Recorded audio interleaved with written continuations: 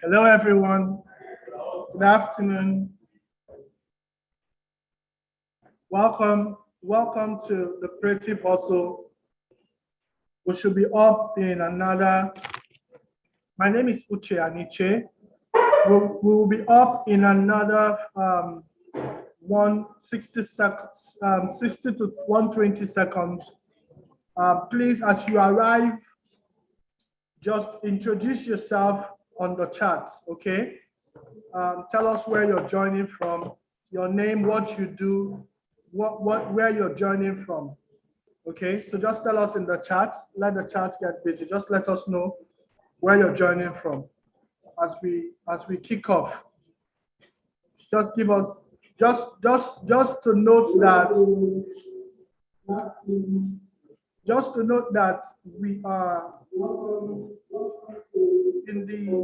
we're also streaming live on the YouTube channel. So in case you're not able to join, we're expecting a lot of people to join this session. In case you're not able to join after now, please, you should stream on YouTube as well.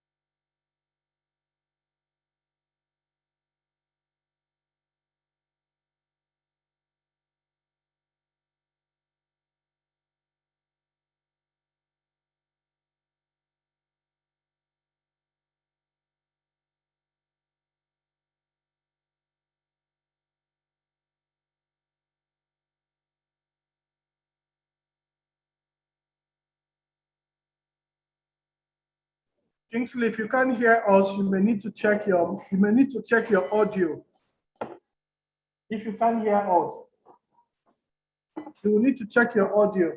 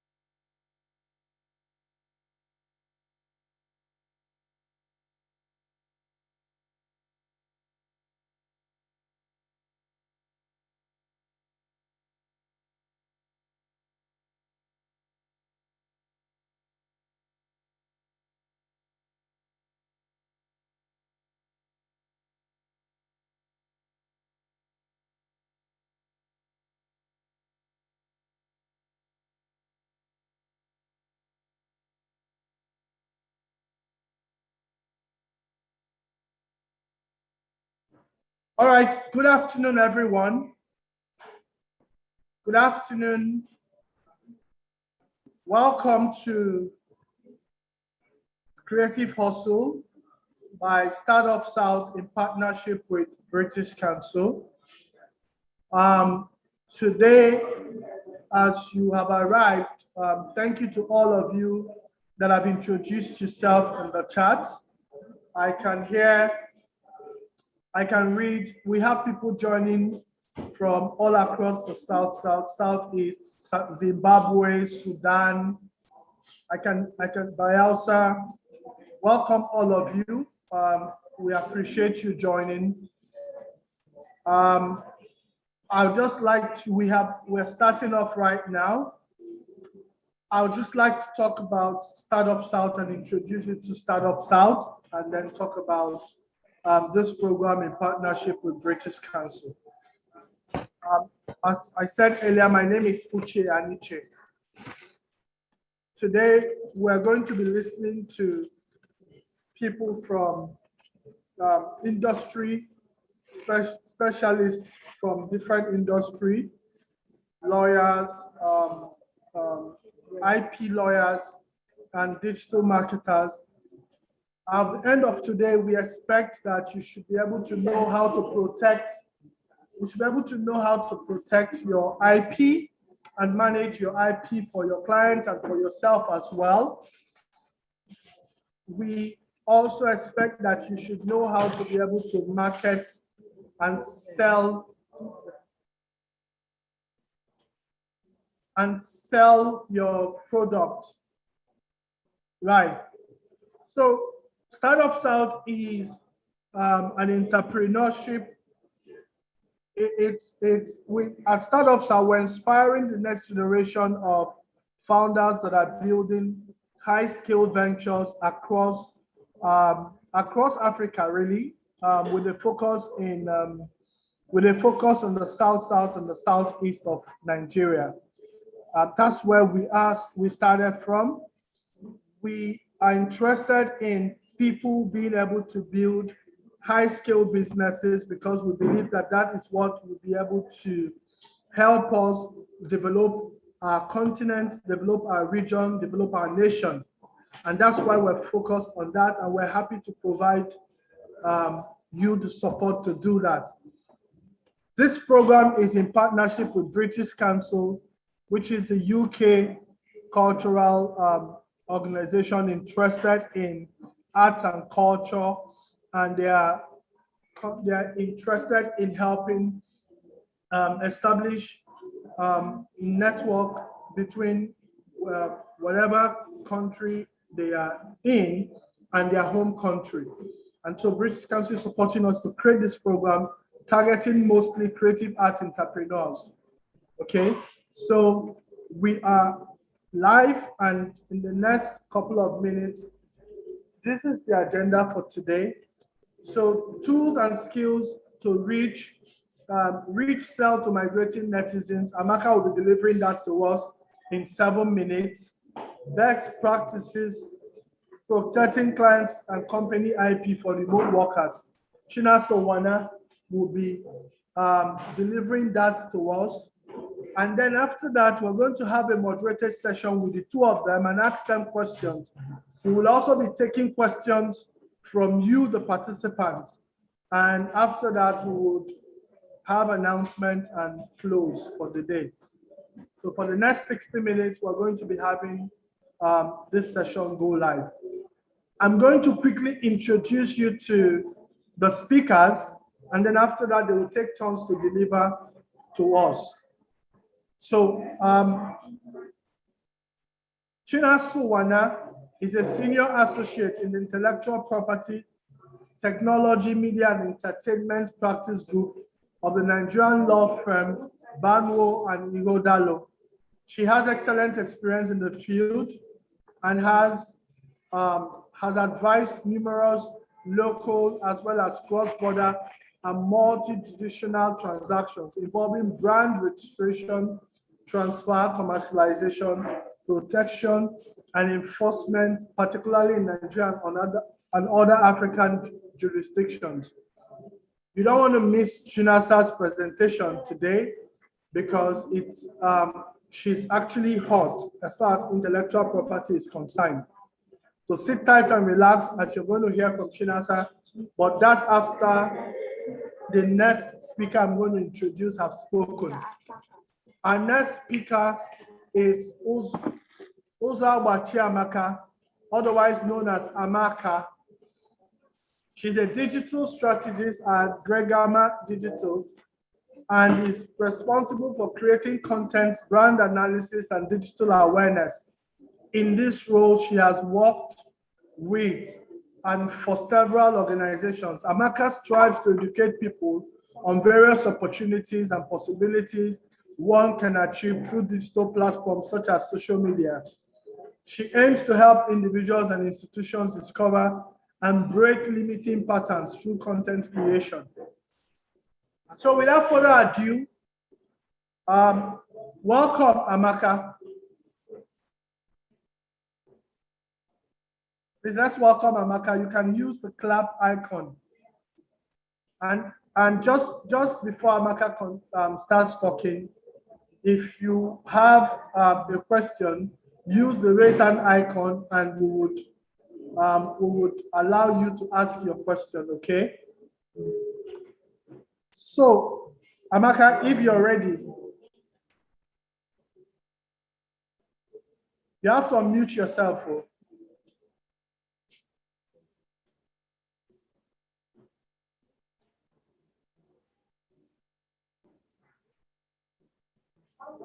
Unmuted. All right. Okay, great. Hi. Hello, everybody. How are you doing today? Good afternoon. Hi. Please, if you can hear me, I want to see an emoji. I want to see hands. I want to see people send. Amaka, sorry, your video is not on. We can't see you. Hello, can you hear me? Please, if you can hear me, just let me know that you can hear me. We can hear you, but we can't see you. Okay, I'm just going to take 1 minute so that we can do that. Please, if you can hear me, just yes, we can hear you. All right, great. Okay, guys, how are you doing today? Thank you so much, Mr. Uche. Thank you to StartupSouth for this amazing. Sorry, Amaka, can you hear me? I really want to say thank you to everybody, and I'm just going to go straight into it. Who am I? I'm a brand strategist. I'm a digital marketer. I've worked with organizations for branding. Your audio, your video isn't on. Please, is my video on? No, your video isn't on. Resume. Okay, so please, is my video on? Okay. It isn't on. On my end, it's showing that I'm on. I really want to see everybody. Wow.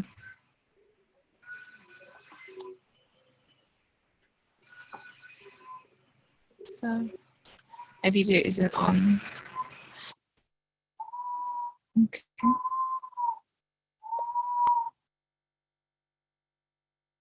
So what I'm currently trying to do is trying to make sure my video is on. And yes, I will want to see your face too. I'm doing that on my end. It's showing that my video is on. And on this end, it's not. You may have to log out. Okay. Unfortunately, I might have to log out and log back in. And so give me a second. Let me log out. Okay, please.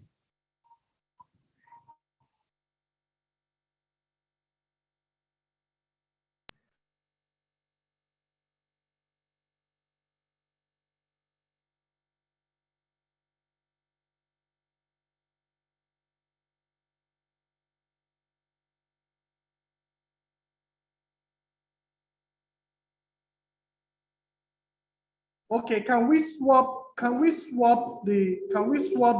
Chinasa, can you start while Amaka sorts out the video? Chinasa, confirm you can hear me, please. Yes, I can hear you. That's fine. Great. Good afternoon. Good afternoon. I'll just share my screen.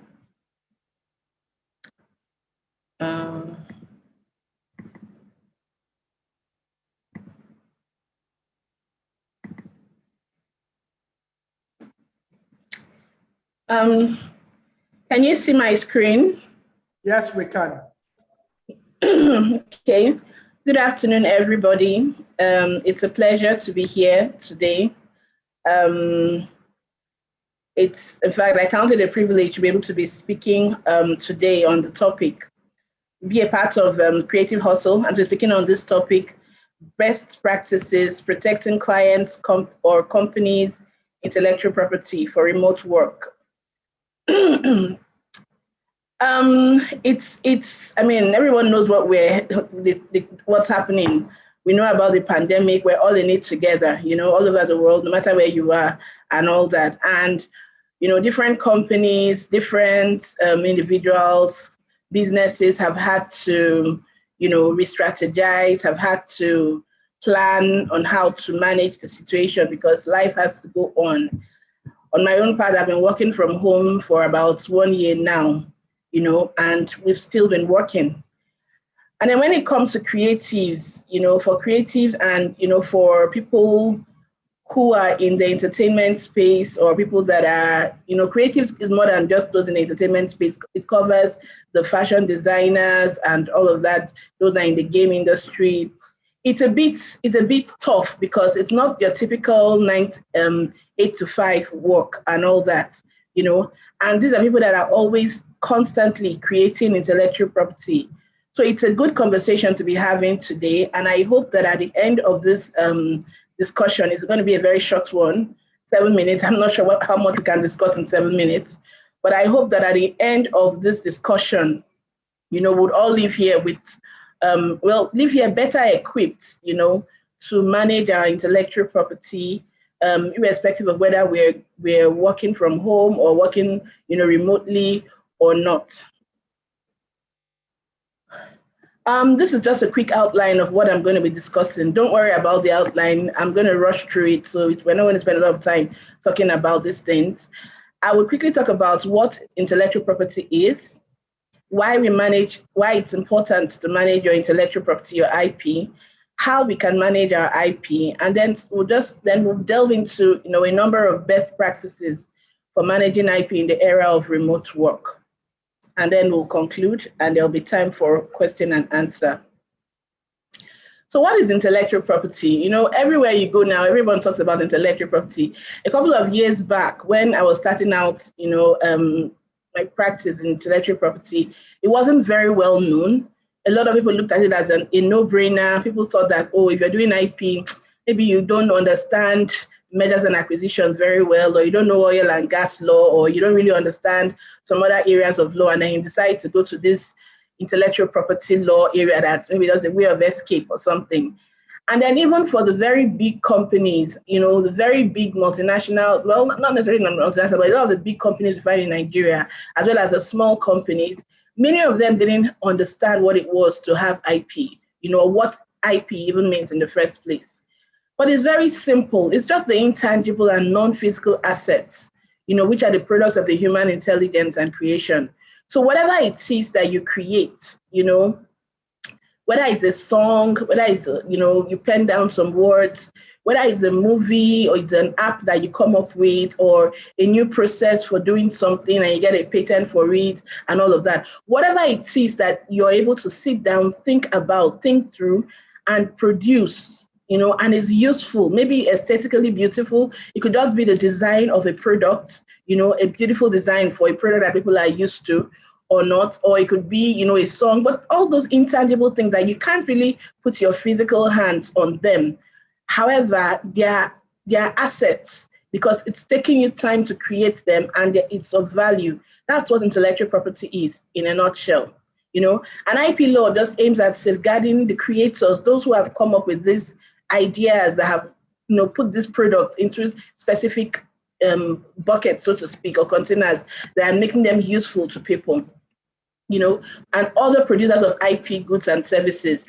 IP law just grants them certain time-limited rights to control the use of those products, exploit them, make profits from them, And I will just quickly touch on some of the common types of IP, at least in Nigeria.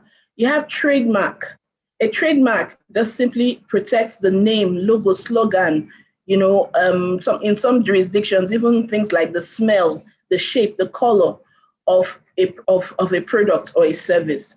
In other words, if I have a product, let's say it's a phone, the name I call that phone, the logo I place on the phone, if there's a special slogan, like everywhere you go, the Apple logo, the apple with the part that's been beaten off, or whatever name I give that product, it's my trademark.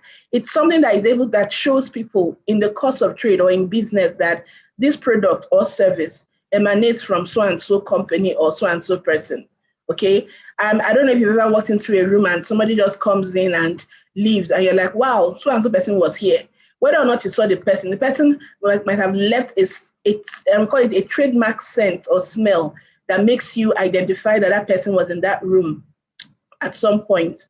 So a trademark is just that. It's whatever name, logo, slogan, device, whatever it is that you're able to use to identify that a product or a service comes from a particular person. So if you think about it, it's not something tangible. If you say, oh, Apple, Apple, in respect of technology, Apple Watch or Apple phone or Apple laptop or whatever it is, iPhone and rest of them, it's not something you can hold, but there's a lot of value in that. Coca-Cola, the name Coca-Cola is just a name, but there's a lot of value just in that name, A patent protects inventions and processes. So if you're able to come up to, for instance, we're in the era of COVID-19 and someone comes up with a cure for it, there would have been a lot of R&D that's gone into, trying to find out, if I put H2O, put this other chemical, put that chemical, mix it in the lab, it will do this and it will be able to cure this disease or illness and all of that. That's the creativity. That's the amount of, creative, the intangible part of your intelligence that has gone into getting a product out. And then the government now grants you what we call a patent, which is just a protection, a time-limited protection to be able to exploit that product that you have made for that period. And then you have patents in different fields of endeavor. It could be technological patent, biotechnology, agricultural, pharmaceutical patent, telecoms, and so on and so forth. And then you talk about design. Design does protect the shapes of a product, the model, the pattern, the aesthetics part of a product. So there are a lot of phones out there, using my example of the telephone again.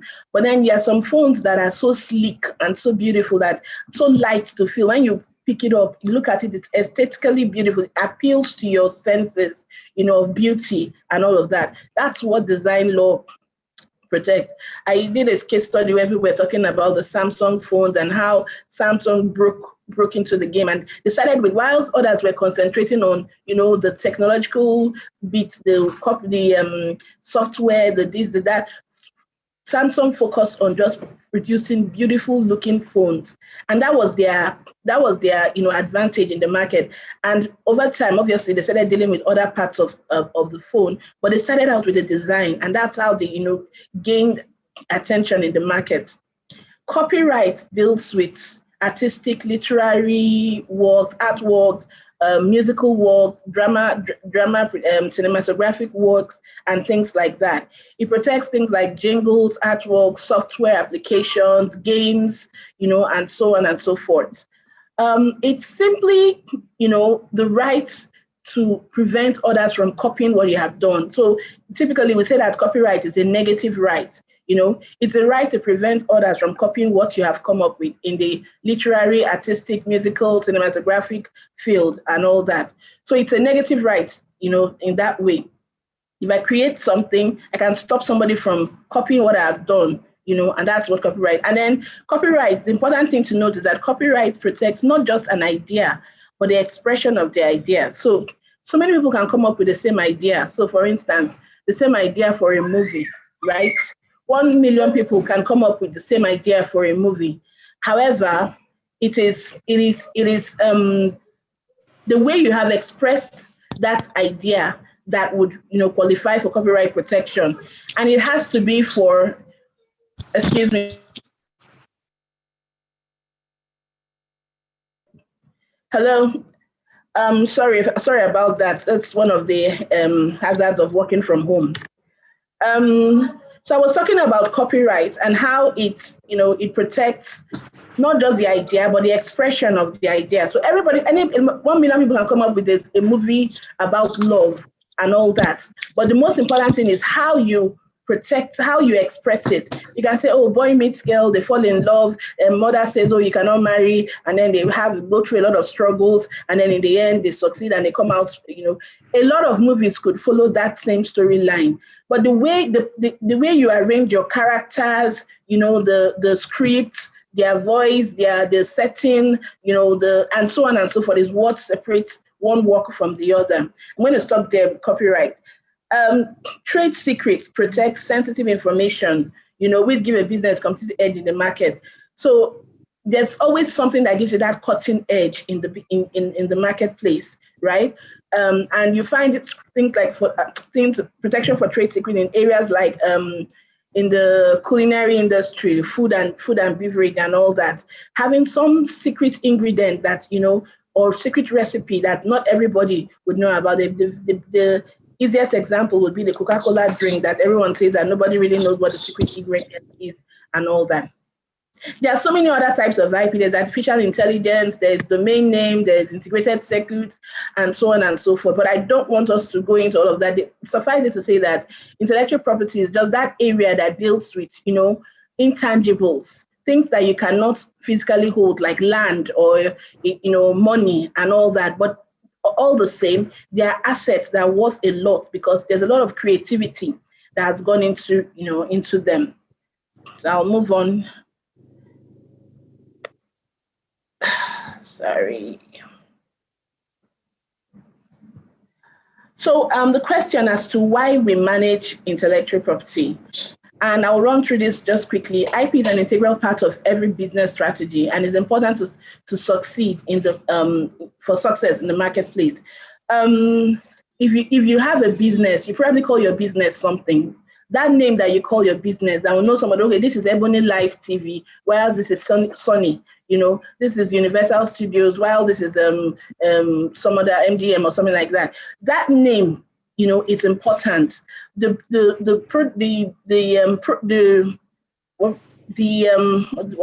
programs that you have or the scripts that you come up with, it's important and it's all IP, right? So IP is very integral to your business and to your strategy. Proper exploitation of IP assets help your business to maintain consistent quality in products and services. Intellectual capital, which translates to IP assets, makes up approximately 80% of the value of S&P Fortune 500 companies. New and original knowledge and creative expression of ideas is the driving force of any successful business in the 21st century. If you are not churning out new ideas, if you're not churning out, fresh expressions, if you're not coming out with new products and all that, then you're going to be very redundant and irrelevant in this day and time. Therefore, a strategically managed IP asset can oftentimes turn out to be a dependable and reliable source of revenue for your company. So how do you manage this IP? Again, this is like a 2 weeks discussion that I'm going to try to cram into just a few minutes. How do you manage your IP? First of all, you need to identify the IP that you have. And that's one thing that a lot of people don't do. Every business, whether it is a one-man business or a very big business or it's SME or whatever, you need to once in a while take a deep breath, stop and check what sort of IP do you have? What is your IP as a business? What would you classify as your IP? Identify it. Is there a name? Is there a product that you have? Is there a special service that you're giving? What is it? Take an audit. Do like a due diligence on your business. What. And it may amaze you to know that lots and lots of businesses don't do this, and they end up leaving IP on the table, or worse still, they have people walk away with their IP that they could have protected, secured, exploited, and made some money from, because they didn't take the time to identify what would qualify as IP. They lost it, or they're not making as much money as they can. The next step is to protect and maintain your IP. Once you've identified, oh, this is a trademark, So some people have some slogans that they use, and they don't realize that those slogans can be registered as trademark. I don't know. For those of you who watch, I think it was Big Brother. This, I think it was the FA that used to say based on logistics or something like that, right? And he registered it as a trademark because guess what? We saw a lot of people that had come up and said that, based on logistics phone, based on logistic dress, based on, and all of that. But it was something that he had created as a kind of, trademark for himself. And I don't know who advised him, but I noticed in one of the trademark journals that was published that he actually, took out time to register that IP. Once you've identified the kind of IP you have, whether it is a copyright or patent or artificial intelligence or whatever it is, the next step is to protect it and maintain it. What does protection involve? Protection involves filings at the relevant IP registry, whether it's a trademark registry, patent and designs registry, or even going to the Copyright Commission to notify them of your IP. Whatever it is. And then you need to also maintain your IP. Maintenance is just filing relevant renewals as at when due, right? The next thing you need to do is to secure your IP. Securing your IP, means making sure that it is yours. I would even say secure should have come before protect and maintain. Once you've identified your IP, you secure the IP, you make sure that it is yours. Make sure it doesn't belong to anybody. So for instance, a lot of people don't know that in the field of copyright, if you get someone to maybe take a photograph or write a script for you, or even, get your domain name for you and all of that, design your domain name or design some things for you and all of that, that the IP belongs to the person who did it. You think that because you paid money, it automatically belongs to you. But under our laws, it is that once you have, except you have an agreement, a written agreement, not even a verbal agreement, except there's something in writing, assigning those rights to you who paid money for those services. The IP, the copyright would belong to the person who created it, because under our laws, copyright belongs to the author, the creator of the work. So when you identify your IP, you need to make sure that you secured it, that it belongs to you. If you have people that are maybe graphic artists working in your business, if you have people that are, helping you out with maybe some technological thing or the other, designing some software or whatever, you need to make sure that they've assigned all the rights in that work to you, developing a game for you, whatever it is, Then I talked about registering and, renewing as at when due, before you can even talk about exploiting. And the reason for that is that you cannot exploit what you don't even know, what you haven't even identified, what you haven't secured, because somebody else could have walked away with it, or it might actually belong to somebody else. And then you're talking about going to go and exploit it. Exploiting means to commercialize your rights, to make money from it, either enter into licensing agreement, distributorship agreements, sale assignments, and so on, joint ventures, raising capital, all of those things. You cannot do that unless you've identified your IP, you've secured it, you've protected it and maintained it. And the truth of the matter is that if you have taken all these steps, the value of your IP actually increases. Think about going to go and discuss with a venture capitalist. If you sit down on you're on the table and you're discussing, and they say, "Oh, what do you have?" Okay, I want to raise capital. I need so and so amount of money, or something. I want to come and invest $500 million into my business. And you don't have any registration. You don't even have the IP. You're not even some people, would have like a retinue of IP, like for instance, in the technological field for patents, all these technological companies, they just keep filing patent upon patent upon, and you're wondering what's the essence of all these patents they are filing, because it gives them a very big, base. And then when they are coming, first of all, even for patents that they may not even need, but if some other business may need it and would need to come and license it from them. But beyond that is that it shows that, look, these people are serious about their IP. So when you're having a conversation with them, you're talking about big money and not small money, and you're not undervaluing them. So, and then this would be I think this is the final thing I'm going to talk about. I'm not sure what's going on with the screen. I need you to go to your view option on this, and you need, okay, stop sharing briefly so I can change the annotation listing. Someone is messing up with this. Sorry about that.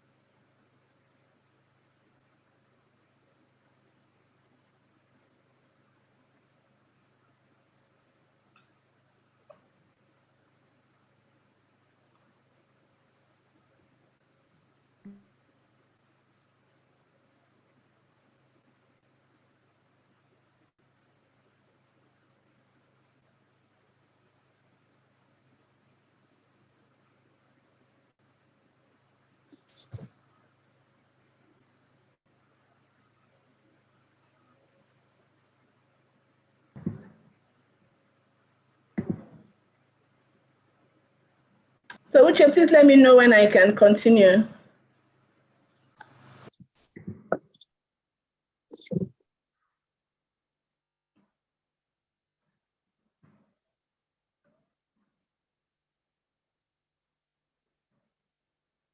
Okay, go ahead. Okay.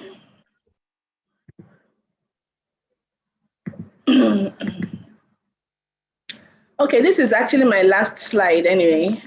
And we're talking about the best practices for managing IP in the era of remote work. And this is the main, the main thing. I just thought it was important to give like a background on what intellectual property is, how you can actually manage your IP generally before we talk about managing it, in the era of remote work.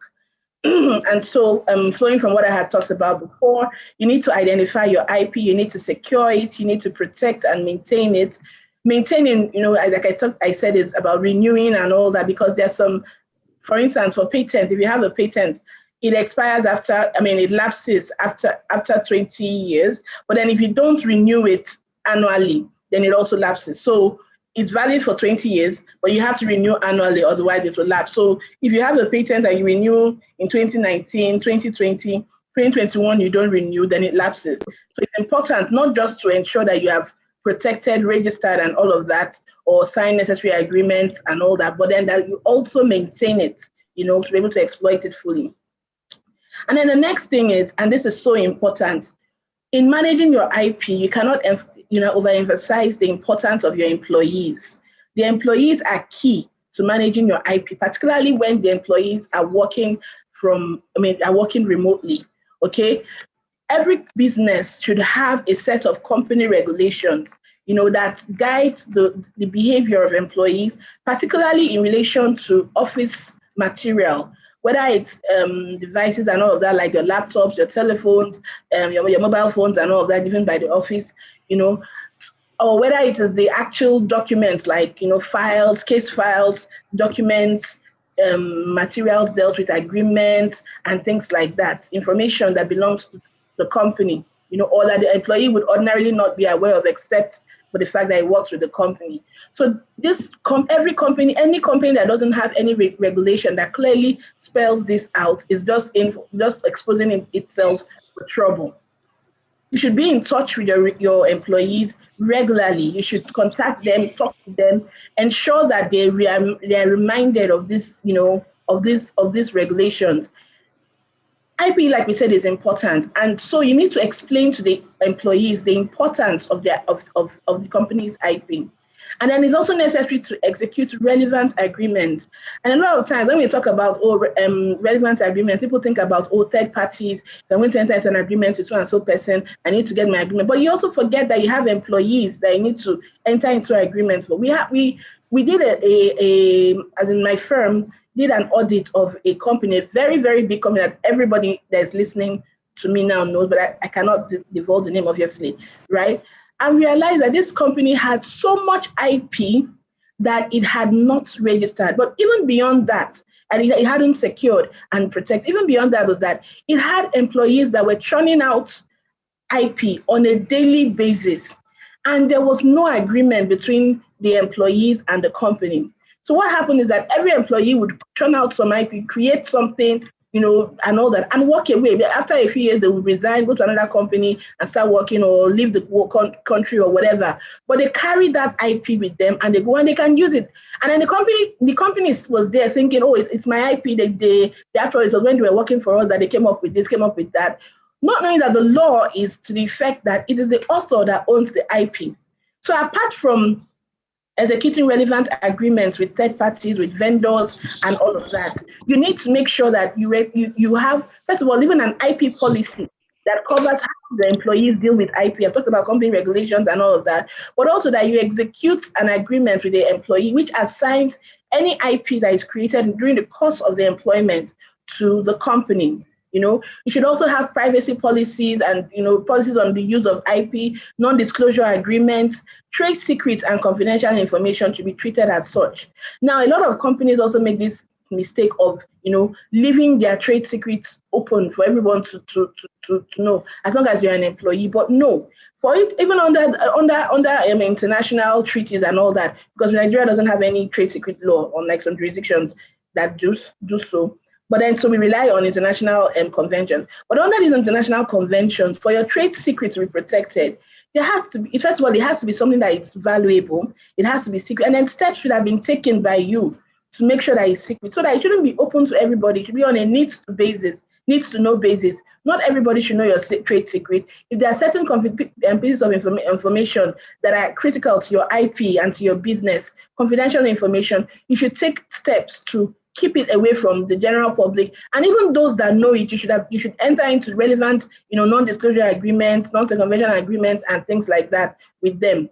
And then the importance of software and technology, again, cannot be overemphasized. Companies should make sure they have, virtual private networks. They have that would cover maybe the devices, again, like the laptops and so on and so forth, so that employees can only use them when they are dealing with things that have to do with the business and all that. There should be some level of tracking. You should have deployed software that you can use to track activities of your employees on this device. I mean, employees don't like to hear this kind of thing, but we're talking about you maintaining your IP for your business, because it's something that is very valuable. And so if you're thinking business, and as a business owner, these are the things you need to pay attention to. There should be restrictions. There should be access should be limited to certain things. There should be certain levels of of access. Not everyone should be able to access every file or folder or everything that has to do with your IP. There should be cybersecurity safeguards. Use encryptions if you need to, and so on and so forth. I think my time is up, and so I'm going to stop here. I mean, there's a lot to be said on this, but I hope that when we're having the Q&A session, then we could go in deeper. In conclusion, I would just say that with good IP strategy, proper management of your business assets, you can protect your business from infringers, from competitors. You can attract investment, you can raise capital, you can avoid disputes, you can make your business more valuable. I mean, the advantages are so many. Thank you very much. All right, thank you. Thank you so much.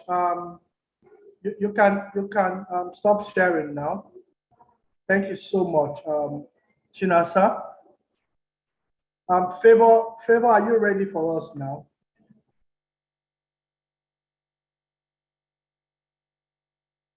Yes, I am. Hello. Please, if you can hear me, please let me know. Mr. Uche. We can hear you. I guess you couldn't get your stuff on landscape like we discussed. So just go ahead. Okay. Okay, so unfortunately I wasn't able to speak earlier, but now I'm back, so thank God. So what I was trying to say earlier, if you're here, please, I want to say emojis. I want to see people just writing below that you can see me and you can hear me as well. So while we do that, I'll just go ahead and just talk about digital marketing and how it pertains to your career. This would be really, I would not be sharing my screen or any of that. So let's start. First of all, there are three things I'm going to discuss with you. And these are, number one being your brand story. The second being your user experience. And the third thing is social media leverage. So to begin with, As creatives, I think that most of the people here are creatives. Okay, so I'm going to talk as a creative. I'm going to talk to you because I've been doing this for a long period of time, more than 5 years. So I'm going to talk as a creative. As a creative, you should understand how to brand yourself. It's not enough to know how to do social media or have that skill. You should also be able to brand your business or brand yourself. So that's where I say brand story. So your brand story is extremely important for your growth. And this is basically people understanding who you are, what you're giving out, and what stories you want them to feel while coming to your page or while coming to you for graphics design or for whatever thing they want from you, whether you're a musician, whether you're an artist, whether you're a photographer, whatever it is. People want to relate to stories. They don't just want to come and buy from you because there are over hundreds and billions of people out there doing exactly what you're doing. So this is a situation of what makes you different from somebody else? What makes you different from the next person? How do I distinguish my business from somebody else's business? Now, in this session, I'm not going to tell you things like, okay, oh, you need to know how to do your graphics designing. That is a necessity. You need to know your craft to the teeth. Be extremely good at what you do, and every day try and improve on your business. Keep looking at trends and keep improving on yourself. So now for people to know that you're good enough, you need a brand story. So this your brand story basically has to do with your packaging, your business, who you are, and what problem you're solving. So with your brand story, you're able to know what problem you're solving. I would use an example like Chicken Republic. Everybody knows Chicken Republic. Chicken Republic is for people that are outside of Nigeria and don't know Chicken Republic. Chicken Republic is actually a restaurant here, and it's one restaurant that sells affordable, good food, and they stick to their brand story, which is Chicken Republic. So Chicken Republic can have the worst jollof rice, can have the worst food, but their chicken is always the best. So they stick to it and they make it affordable for every single person to buy. So in Chicken Republic, you can buy something as little as 600 naira, and it's good enough. It's going to fill you up. Or if you want a bigger size, at 1,000 naira, and it's good enough. Now the thing is that Chicken Republic are using brand stories to solve a problem. Okay, what problem are they solving? They are solving inflation problem. They are solving affordability problem. They are solving good quality. That is their brand story. They're trying to say, I understand what it is to buy from food vendors. I understand that it's expensive, so we'll make ours affordable for you to buy from us. So people are able to relate, come together with their family and buy. So that is your brand story. If you are understanding as well, I like an interactive session, so please, I would also want questions as well. um so if you're able to understand your brand story for your business as a graphics designer, you can be like, what problem am I solving? You can start by actually teaching people how to create graphics on a simpler level, or you can start by affordable graphics, or you can start a graphics school. You should understand what exactly you want to focus on before starting your business or before going ahead. Now, the second one I'm going to go to is your user experience. Now, user experience doesn't mean you. People don't care about you. Businesses don't care about you. What people care about is themselves. They like to know how you're able to solve their own problem. They want to know how you're helping them grow, how you're helping them feel. Do I feel good when I buy from Amaka? Do I feel confident when I buy from Amaka? Do I feel confident that they will be able to deliver? So when you're doing anything as a creative, or when you want to start your business as a creative, you should first of all think about, how do I want my potential clients to feel? How do I want people to feel when they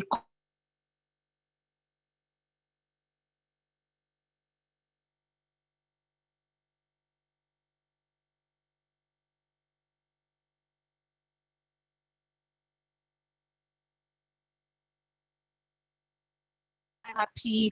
Am I excited? Am I sad? These are very, very important scenarios for your user experience. So your user experience are the people that would actually recommend you, recommend your songs, recommend your poem, recommend your art, recommend your graphics, your marketing, whatever you want to do. It's all about the people and less of you. It's nobody cares about you, like I said earlier. They care about how you solve their problems. So today, try and think of your user experience and try and think of ways that you'll be able to solve a problem for your users. Now, the third thing that I'm going to now go into is basically social media leverage. Okay, now this is the part I'm going to explain properly. As a creative, don't think social media is magic. Okay, it is time consuming, and those that might not have a budget, it can be budget consuming. Okay, when you want to leverage your social media, there are certain ways you should be able to analyze first before you say, okay, I want to use social media for business, for my art, for whatever I had said. Earlier, I spoke about brand story. So if you're posting on your social media should help understand what your brand story is all about. Okay? Your social media should show who you are, what you represent, and what problem you solve. With social media, you can reach huge billions, millions, thousands of persons just by the internet. But like I said, it's not magic. So it takes consistency, it takes time, and it takes great content. You have to be in flow with the trends, but not all trends work for you. So you should know the trends that would work. You should know the trends that won't work for you. You should be on track on what you need to get done. Okay. So how do you get your social media running? Number one, try live sessions. Try going on live with people. Now, this is how you go on live if you're a caterer. If you're baking something, go on live to show the process of you baking. If you're an artist, go on live to show real art being created. If you're a musician, go on live to sing, serenade. If somebody's birthday is that day, you can go on live to sing to them.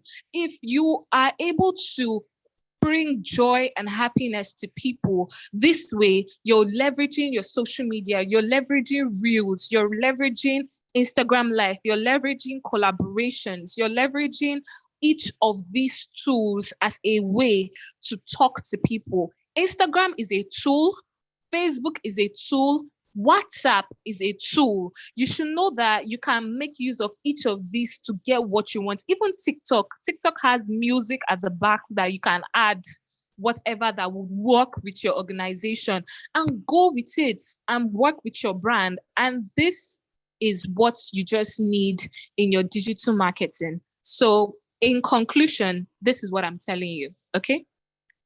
Calm down and find your brand story. Understand who you're serving, understand what you stand for. Now make people understand how you solve their problems and be entertaining. Don't be boring. Be able to talk to them and communicate with them, not always bye, but there should be a call to action. Make sure your social media is consistent. Make sure your content are great. And these are like the best ways you would just work with it. I hope this was helpful.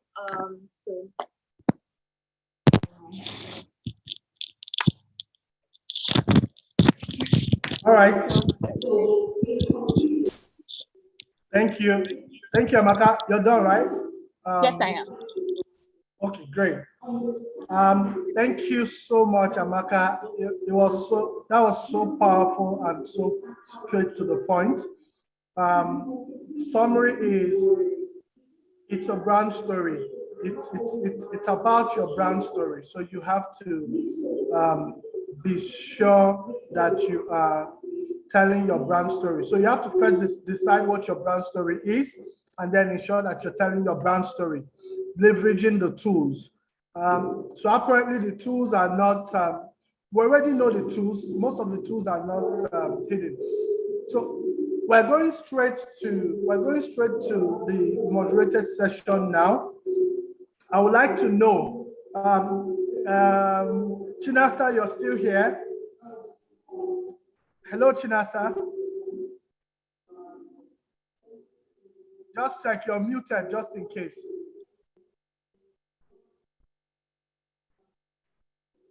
Hello, Chinasa, you're muted. Okay, I'm sure she will join us. I'm sure she will join us shortly. So now we are here, and we're going to start the moderated session. So the first thing I would like to ask you, Amaka, is what are some of those tools that, digital. Okay, Chinasa is here. Chinasa, welcome. I was just asking if you were here. You're muted, just unmute. Yes, I am, sorry. Okay, great, thanks. So we're starting the moderated session now. Unfortunately, we've used up the time, so let's just quickly go ahead. So what I'm going to say to everyone participating, the moderated session gives you the opportunity to ask questions. So ask questions, and I would make sure that I read it out to the panelists, to the speakers, so they can answer. But I have a couple of questions of my own, and I'd like to ask. I was going to start with, I'm going to start with Chinasa. So Chinasa,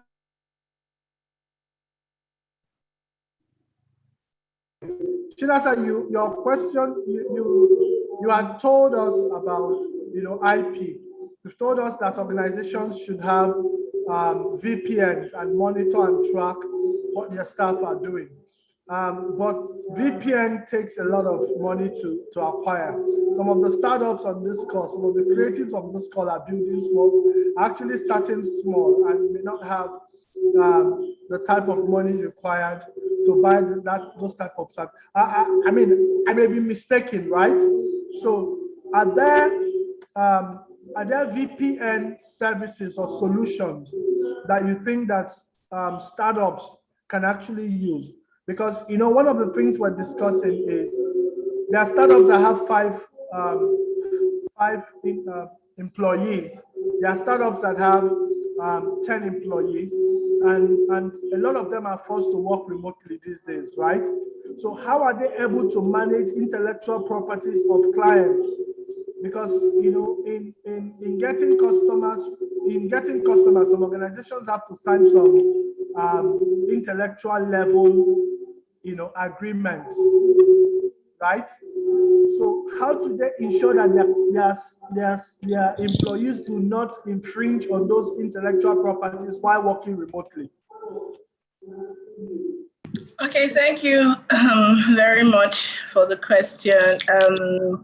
I'll start by saying that, so what my talk was supposed to cut across, different levels of businesses, okay? Startups, bigger businesses, mid-level businesses, MSMEs, and things like that, right? The most important thing I would say at this point is, okay, so first of all, I'm not very aware of, the costs and all of that for VPN, so I'm not able to advise on affordable ones at the moment, but I expect that if you are serious about this and you do some sort of market research, you might be able to come up with something that will fit your budget and your business.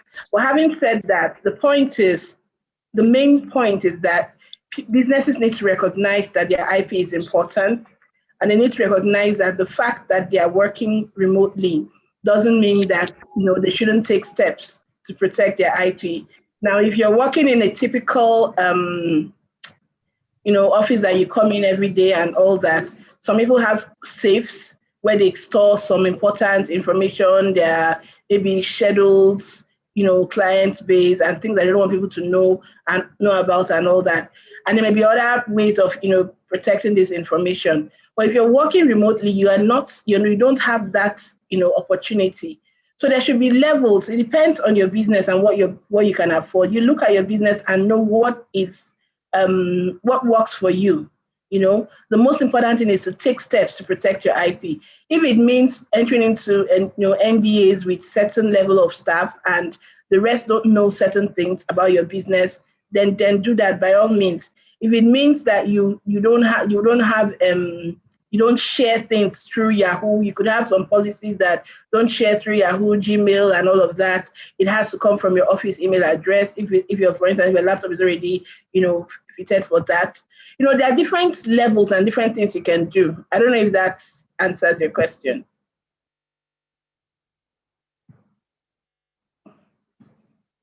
Hello, Uche.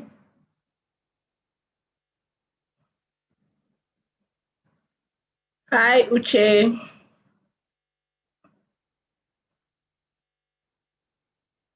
Can anyone hear me?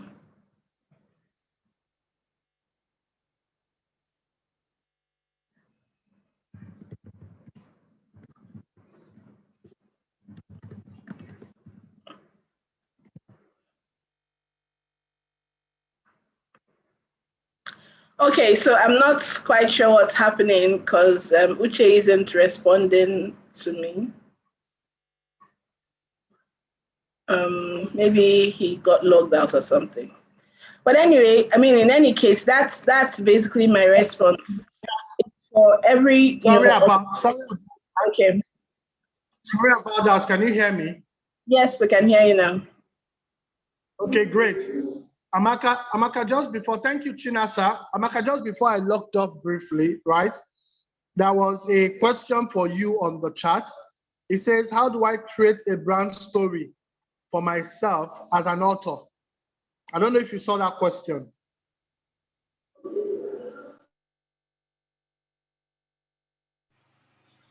Yes, I did. I had the question. Okay, so I don't know. Please give me a minute. Yep, I get the question. Hi, Chama. How are you? Good day. Hello to all the authors there too. So this is my answer for you. Okay. If you're an author and you want to create a brand story for your business, I'm following a lady that sells books on Instagram, and it's like Crush Books. So as an author, you can go check it out. She makes her books extremely entertaining. As an author, what you can do is actually to create stories inside your story. For example, if there's a page that has to do with something that can be discussed, you can create live sessions discussing that page.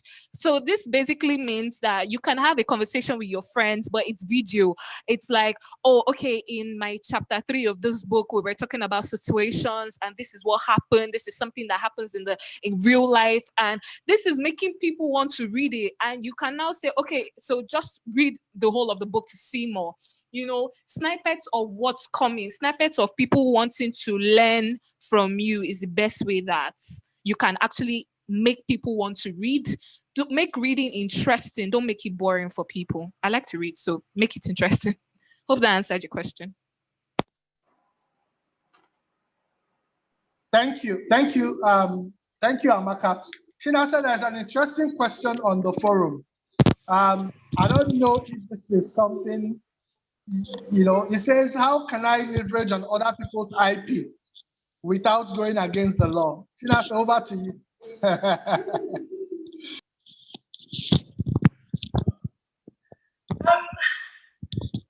should tell you to come and see me personally or privately. I will charge you for that question. Don't mind me. You have to be creative. And that's what we're talking about, creativity here. I don't even think that there's any IP that you say is totally original on its own. Now, let me explain what I mean. So even for phones, for telephones, for instance, and I've been using the examples of telephones all day. If you look at it, nobody can claim, right now to be the originator. Maybe some many donkey years ago, somebody came up with the idea of, picking up some device and, having a call and somebody else would pick. But the way phones have evolved over time, you find that most phones have practically the same functionalities, practically the same thing. There may be licenses and all of that, in between telecoms companies and all of technological companies and all of that.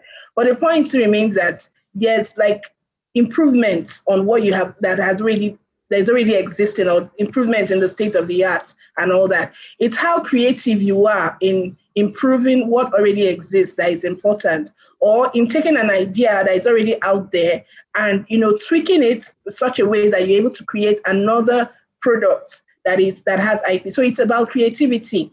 You need to think it through. I'll use an example. I gave the example of the movie, of a love story. Boy meets girl, they fall in love. Mommy says, no, you can't marry, blah, blah, blah. They go through all sorts of things. In the end, they come out, and it's a comedy, and they end up living happily ever after. That storyline alone, you can improve upon it in 1 million ways without infringing on copyright. So someone sets the story in Nigeria and all that. Your own setting is in Europe. Person is talking about, people went to the stream. They're talking about they went to the jungle. There are different ways you could write the same thing, improve on what already exists, that you will get that when the law looks at it, you can say that this is sufficiently different from what the previous one, such that you can, it qualifies for IP protection on its own. I don't know if that answers the question. I mean, and it's not just with movies, it could be with anything, with fashion, with, with songs and all of that. It's picking, okay, I don't know, most of us know this song, I Would Always Love You. And I will always love you, and all that.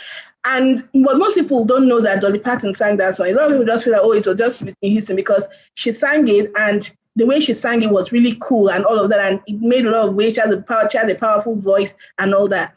But Dolly had sung the song in a country way, and then someone else came. So there's always opportunity to improve on what already exists, such that you can create fresh IP. But let's not mistake that with infringing on somebody's IP and stealing, copying in such a way that it's obviously a copy without authorization and all of that.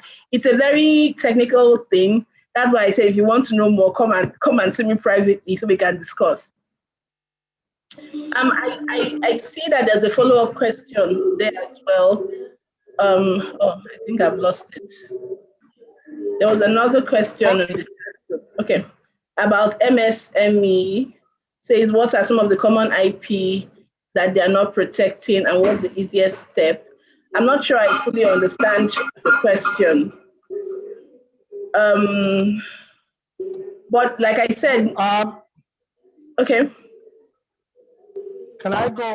Okay, so I think you let me explain the question a bit, right? Okay. So typically they are saying, so I don't know if you can hear me, right? I can. So typically they're saying what are the common IP addresses that an MSME is possibly generating and that they're not protecting. So that's what the question is. So I don't know. MSME, I know it's a bit of yeah. I would say it could be anything. It could be, quite frankly, any of the types of IP that we mentioned. But the easiest one would be, for instance, their name, the trademark, or even a domain name. But a lot of people feel that once they've registered their company or something, a business name at the CAC, that's all, But what you've done is you've registered your business, but you've not registered your IP per se, even though it's kind of related, so to speak. Okay, so I would say your trademark, maybe your invention, if there's something you've created and all of that, which you could get some patent registration for. It is typically trademark. That's usually the commonest thing. But then there are other things, your design, your copyright, and so on. I mean, the fact is that IP is not restricted to the size of the.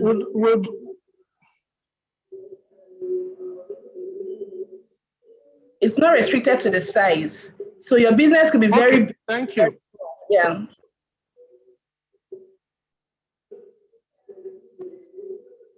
Thank you. The next question I was going to ask you was one that you threw up yourself. Now you talked about Dolly Parton and Whitney Houston, the songs that they sang. right? Am I correct? That's Dolly Parton. Am I correct? I will always love you. What part of that song, what is the process? Did Whitney Houston, under IP or laws, is Whitney Houston and supposed to have paid some sort of royalties? Because I mean, I know that the writing the song is different from singing the song, right? So someone may have written the song, and someone else is singing and performing the song, and they are different. They are different, basically different things. Now, one person can write, several other people can sing in different ways, basically. Now, this other person is singing from differently from the way this other person sang, more like music composition. Now, they are not they're not effectively infringing on each other's rights, but without credit to the person who wrote, they're infringing on the person's IP, obviously.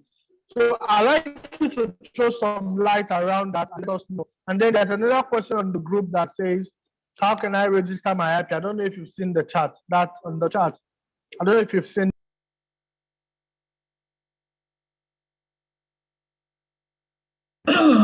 To answer the question, I would have to just, I know we don't have a lot of time, just talk a little bit, just explain copyright, a little bit in more detail. So copyright, like I said, is the IP protection that you can get for, musical works, musical, artistic, cinematographic, and so on, kind of works, right? And the funny thing about copyright is that it's actually a bundle of rights. IP is actually a bundle of rights, but copyright in particular is a bundle of rights. Okay, so in one work, you could have like so many 4, 5, 6, 10, 20 types of copyright in just one qualifying work. So let's say there's a movie, this song, I Would Always Love You, for instance. There's the lyrics, that's the lyrics of the song, there's the performance, there's the musical accompaniment, there's the video, there's so much, that goes into it, the instruments and all of that, so that there'll be different rights attaching to the same music. So in this case, right, I don't know the full details. I've studied this before, but I don't have all the full details on my fingertips, but I know that Whitney, there was some licensing, okay, for the song, and Dolly got royalties for the song and all of that. Is that much I can say. And so that presupposes that there was some, request for authorization to be able to perform the song in a different way. Dolly performed it in a country, music kind of way, and Whitney did the R&B version of the song. So for starters, if there's already an existing, work or product covered by IP, you need to obtain authorization from the owner or the rights holder before you can use it. Or even, so for instance, whether you are translating, like you have the book African Child, L'Enfant Noir in French, translating from one language to the other, translating or maybe making an animation of a movie that already exists, or taking a book and making it into a movie and all of that. No matter how you adapt a work that is already that already qualifies for copyright protection, you need to get authorization from the original creator of that work to do so. However, you're creating a new set of rights, okay, which will also qualify for IP protection. So that's one way to leverage on an already existing IP, is actually to just license the rights, get authorization, whether you need to pay or you're paying royalties or you're buying it over or whatever it is. Get that over, and then you're able to create a new set, another work or qualifying work for IP.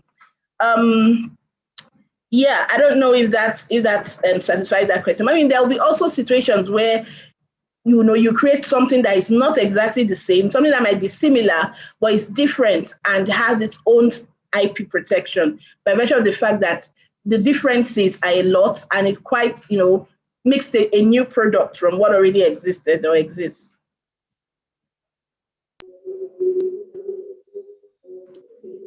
Okay. All right, great. Thank you. I have a lot of questions on the group. There's one for you, there's one for you, Amaka. Can you? There's one that says, how can I, as a graphic artist, have you seen that? Have you seen that question? I'm trying to get to it. There's one that says, how can I, my question for Fable, how can I, as a graphic designer, package my brand to attract sales in order to gain access to the market? Okay, so Amaka, can you answer that? Yes, I can. So yes, I can say that. So this is my answer, right? This is my answer. When you're a graphics designer, it's one thing to know how to do graphics. It's another thing to solve a graphics problem. The first step you can do on social media is by posting out your content and putting prices on them. For example, if you're a graphic designer that is into physical branding like flyers, e-flyers, banners, banner designs, and all of that, you can put it in such a way that, okay, your flyers cost this and this amount of money. If it's affordable, fine. Okay, contact me now for logos, contact me now for this, how to create a simple logo design. These are things that you can use to show people that you know what you're doing. Basically, your social media should show that you're an authority in that field. Consistency and problem would then get you your desired clients that would pay you ask for. I hope I was able to answer that question. So and I got another question from a beautiful lady. I've forgotten. I'm not going to check the name, but she said that she's a fashion designer. I don't know. I'm going to tag you underneath this post.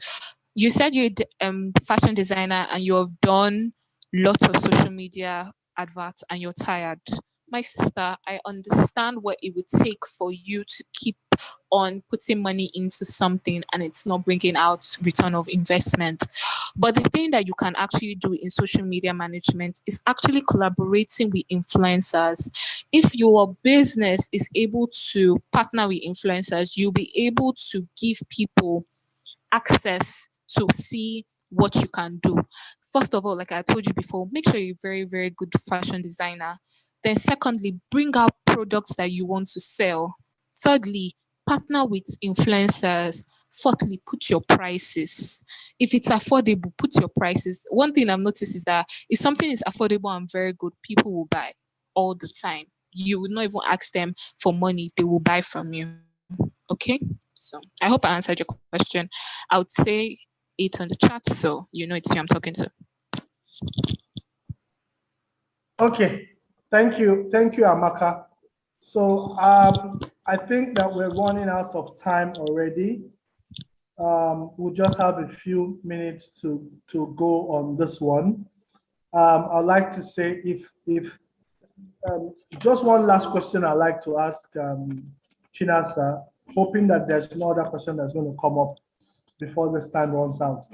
Chinasa, how can you give us an idea in terms of what you were explaining before? You see a lot of people do covers, what we call covers in the music industry. How does IP work around those? Because I don't think that a lot of those people that do covers need to take permission to do covers. So I'd like you to explain that to us.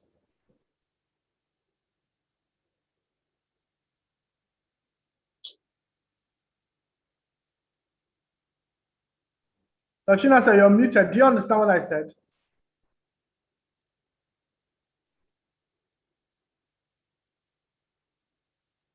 Please, guys, can you hear me? It seems I'm not. Yes, we can hear you. Chinasa, did you hear my question? Okay. Sorry? Could you take the question again? I said, we see a lot of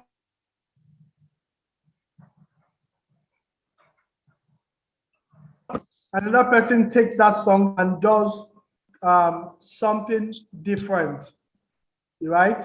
So The question is, how does the IP work in that space? Because I mean, in just like a follow-up on the previous question that you answered. Okay, so the thing is, things like covers and all that are protected by copyright, okay? And one thing that you need to know about copyright protection is that it's automatic.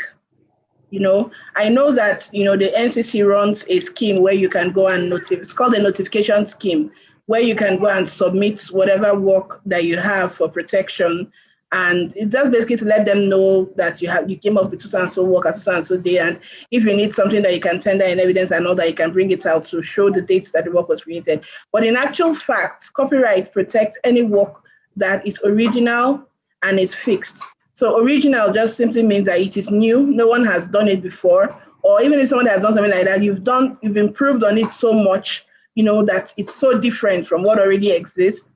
And then it's fixed. Fixation just simply means you've put it in a particular format, you know, whether it's in the cover page or a CD, or, you know, it's in a video or it's typed or whatever it is, but it's something that is fixed.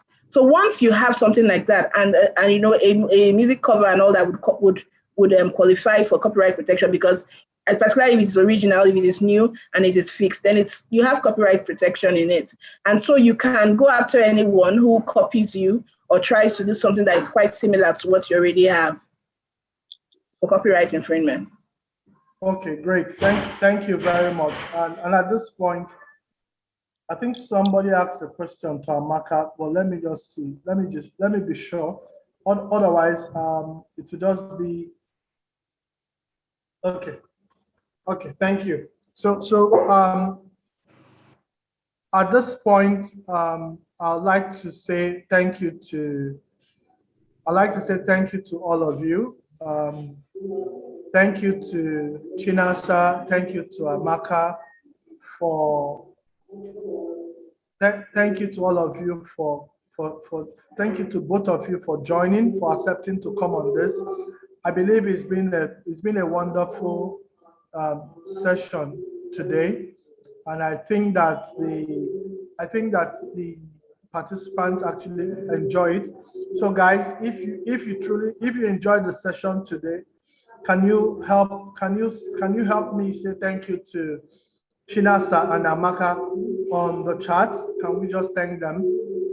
You know, because this is virtual, we don't have, even though you can use the emoji to clap, but I like to hear you say thank you on the chat as we round this up.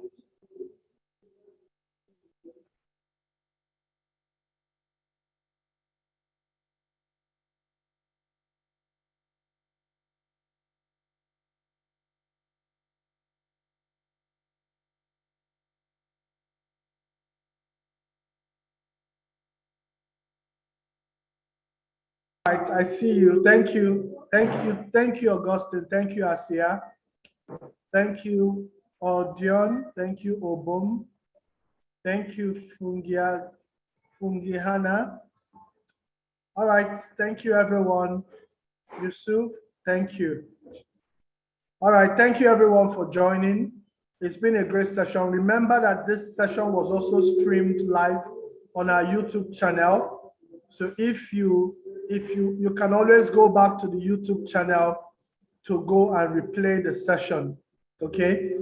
But, if you want to get back on what was shared today, you can always go back on our YouTube channel to replay the session.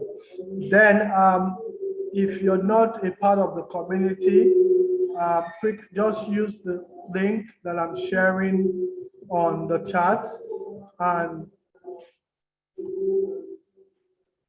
join the community, so you can get on the community Slack room, where we have you know, more sessions like this come up. So join. If you register on this link I sent to you, you'll get an email with the community Slack room, so you can join the community Slack. Okay, so don't forget, everyone, we still have the Next Sport Scholarship going on. So you want to, if you're interested in studying at Nextford, you have your membership of our community gives you free application. You don't pay anything for the application. That's $20 off. You get $20 off, free application, and then you stand a chance to get 50% discount on your tuition for 3 months if you qualify. So I'm also sharing the link to that on the session. So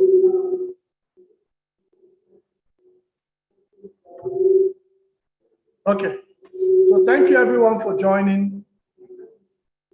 Somebody raised a hand, so let me see, what do you want to ask?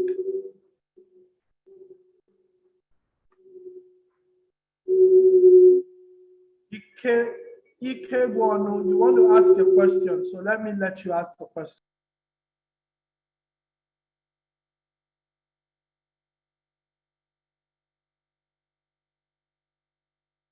Okay, Yusuf is asking. Yusuf, I just sent the link on the chat. So, click on the link and you see the form to fill, and then you get the message. Chidema, you can unmute yourself. I already asked you to unmute. So unmute yourself and ask the question quickly. Okay. Hello, can you hear me? Very well, go ahead. Hello, good afternoon. Thanks for this opportunity to join this session. Sorry, the question I want to ask is on the Creative Hustle, the British Council session. I asked the question on Instagram, like I'm an artist and I would like to do something with the Creative Hustle and the British Council. How do I go about it? But I didn't get any response. So I don't know if I can ask the question here also. Hello. Is the question different from what you've asked already? No, it's the same question. Like, if I want to work or partner with British Council on an art proposal, how do I go about it? I'm sure you can reach British Council on their Instagram page or their website, through their website. I'm sure there are contacts on their website that you can reach them with. Okay, because I've tried social media, I got no response. Okay, maybe you can keep trying. Just check their website. There's a contact. You can write to them. Okay, thank you.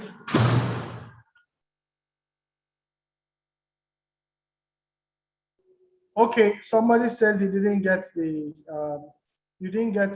distance. So I'll paste it again. I'll paste the link again. Please just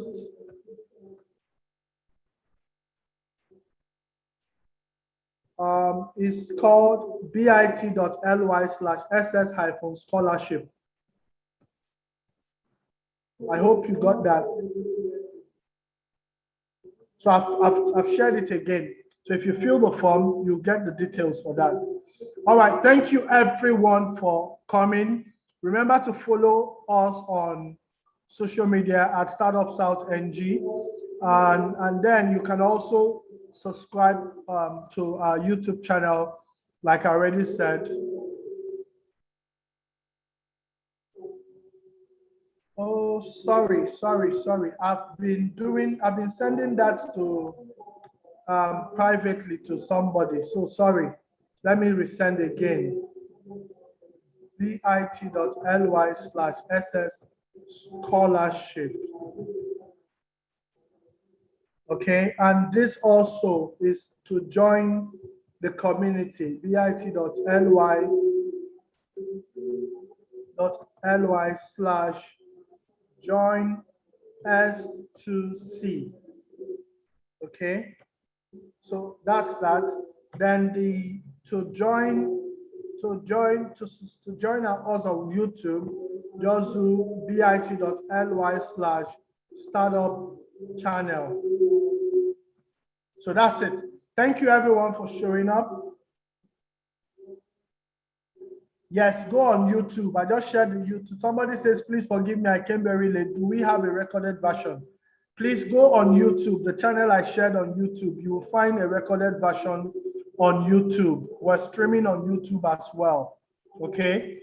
Thank you very much and have a great evening. Bye, everyone. Thank you, Chinasa. Thank you, Amaka. Speak to you all shortly. Thank you so much.